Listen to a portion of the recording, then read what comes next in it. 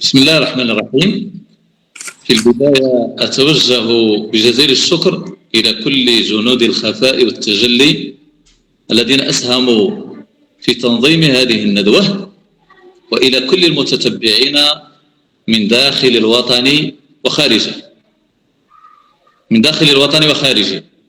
وبعد، هذه ورقات 5 تعادل الأيام 5 للرحلة، عنونتها بفلسطين بعيون مغربية، قراءة في يوميات محمد بلمو الرحلية. انتظمت في عقد قلائده جاءت على النحو الآتي: إشارة، أولا عتبات، ثانيا في ضيافة النص، ثالثا درس في التاريخ، رابعا لعبة المرايا المتجاورة، ثم خلاصة. إشارة: يتقدم نص محمد بلمو الرحلي 5 أيام في فلسطين المحتلة ليشكل إضافة نوعية إلى الذخيرة الرحلية المغربية الباذخة، بما هو التفاتة إنسانية مسكونة بهم القضية الفلسطينية، وما تقتضيه من وعي حذر ينأى عن الوقوع في عاطفة لحظية يخبو شعاعها بعد حين.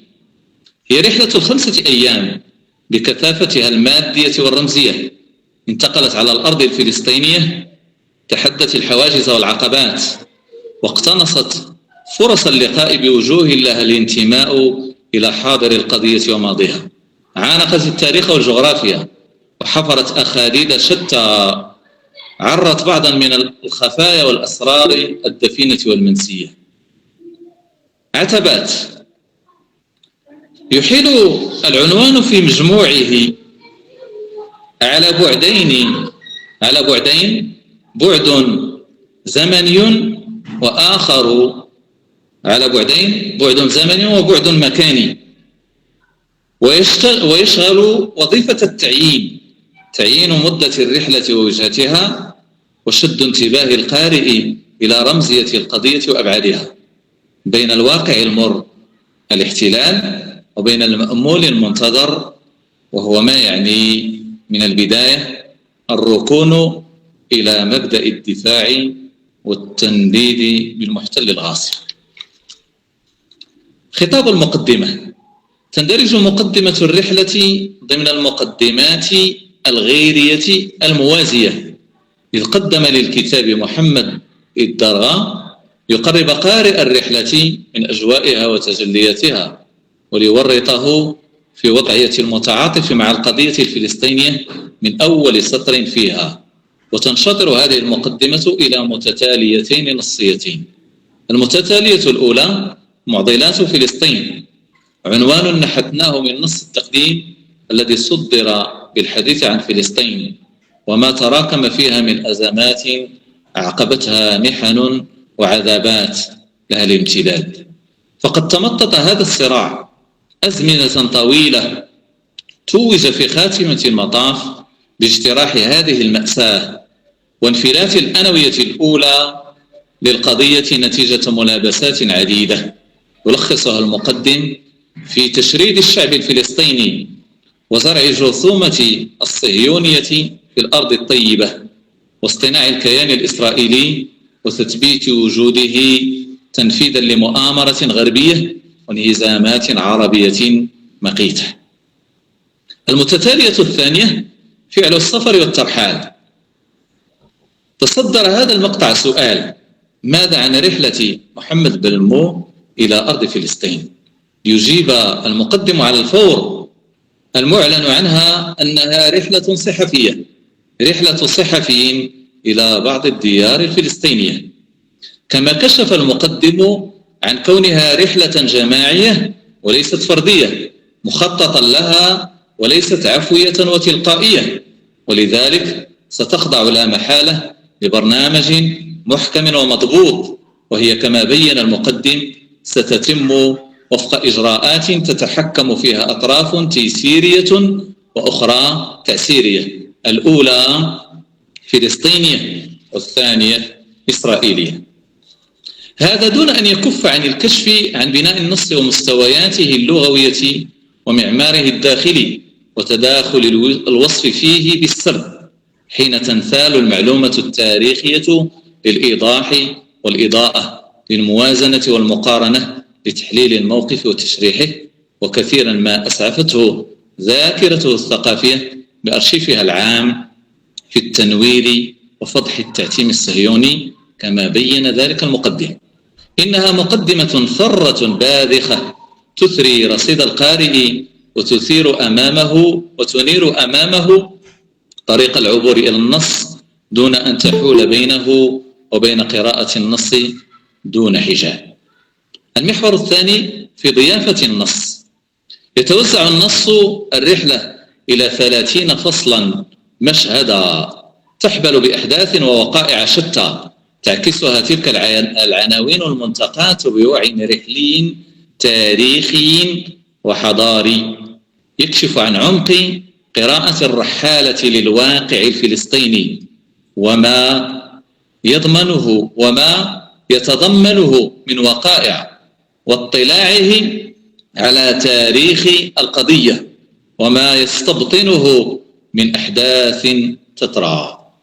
ومن ذلك تمثيلا لا حصر هذه العناوين: رحلة عمر غير متوقعة، غزة والتحدي الفلسطيني، ما أكبر الفكرة، ما أصغر الدولة، عيوننا إليك ترحل كل يوم، القدس وحرب البقاء. مسار الرحلة: زار الرحالة أرض فلسطين قادما إليها من المغرب، وكانت نقطة البدء غزة المحررة من الاحتلال الذي تركها أشبه بمزبلة. هي مدينة التحدي والصمود، تكابد لتغير ملامحها وتتهيأ لتصير مدينة بملامح جديدة. ومنها انتقل الوفد المغربي إلى معبر بيت حانون متوجها إلى مدينة الخليل، وبعدها إلى مدينة القدس بقسميها الغربي والشرقي، ثم أريحا مرورا بحيفا. مشاهدة الرحالة: التقطت عين الرحالة الكثير من المشاهد في أماكن شتى من أرض فلسطين المحررة والمحتلة، وهنا تجلت المقارنات العفوية بين حال مدن فلسطين وقراها وبواديها التي تقع بين فكي الاحتلال، وإن بدت محررة في الظاهر.